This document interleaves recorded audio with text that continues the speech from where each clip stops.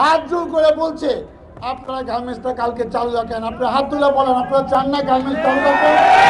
যদি আমাদের নামে কোনো অভিযোগ থাকে গোয়েন্দা সংস্থার কাছে, পুলিশের কাছে, আর্মির কাছে, আপনারা যাকে ইচ্ছা তাকে গ্রেপ্তার করে, আমি কারোর জন্য রিকোয়েস্ট করব না।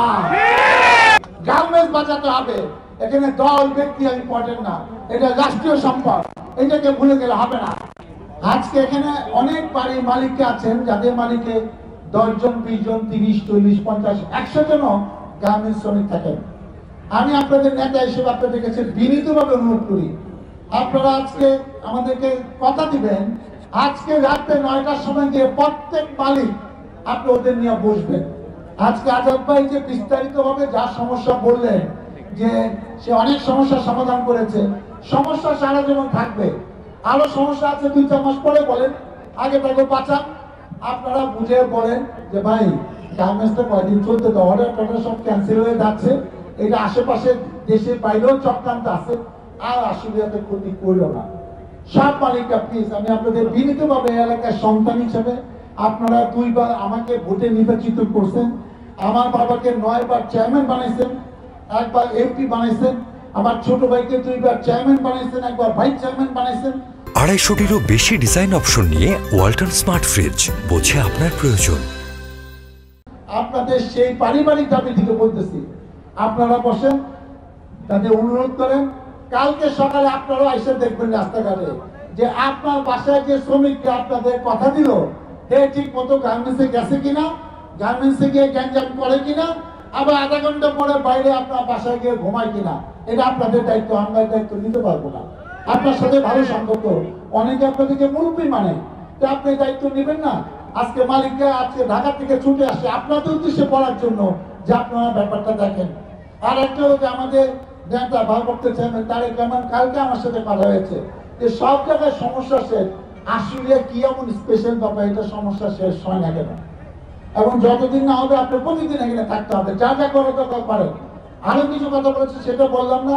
আর আমি ওয়ার্ডের নেতৃবৃন্দ যারা আছেন, ওয়ার্ডের প্রেসিডেন্ট, সেক্রেটারি, বিএনপি, ছাত্রদল, যুবদল, স্বেচ্ছাসেবক, আপনারা খেয়াল করেন যাদেরকে আপনি চিনেন না তারা এলাকায় কি করে, অপরিচিত লোককে আপনার এলাকায় প্রশ্ন করেন, আপনার এলাকার নিরাপত্তার দায়িত্ব নেন যে তুমি এখানে কি করো, তুমি কি চাকরি করো না বেড়াইতে আসছো, আপনারা একটু খোঁজ খবর নেন।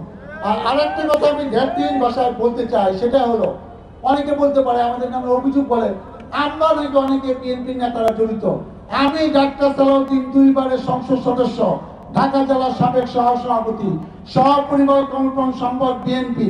যদি আমাদের নামে কোনো অভিযোগ থাকে গোয়েন্দা সংস্থার কাছে, পুলিশের কাছে, আর্মির কাছে, আপনারা যাকে ইচ্ছা তাকে গ্রেপ্তার করে, আমি কারোর জন্য রিকোয়েস্ট করব না।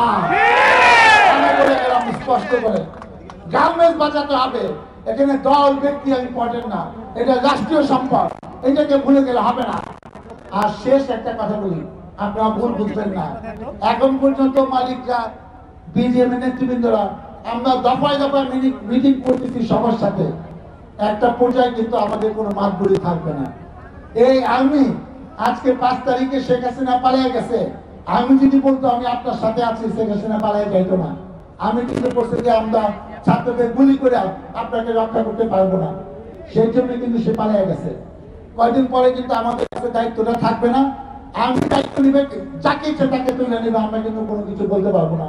আমরা কিন্তু তাদের থামাইছি, আমাদের একটাবার যাইতে দেন, এলাকার মানুষের সাথে কথা বলতে দেন, তাদেরকে আমরা অনুরোধ করি, আমাদের অনুরোধ শুনবে বলে আমি মনে করি, কারণ আমাদের পরিবারের প্রতি তাদের একটা আস্থা আছে।